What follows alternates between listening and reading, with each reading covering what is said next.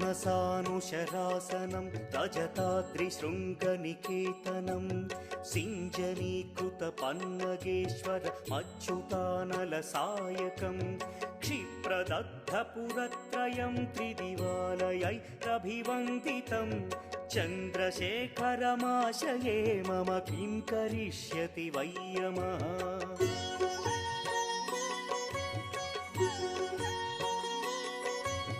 पञ्चपादपपुष्पगन्धपदाम्बुजद्वयशोभितं फाललोचनजातपावकदग्धमन्मथविग्रहं भस्मदिग्धकळेभरं भवनाशनं भवमव्ययं चन्द्रशेखर चन्द्रशेखर चन्द्रशेखर रक्ष माम्।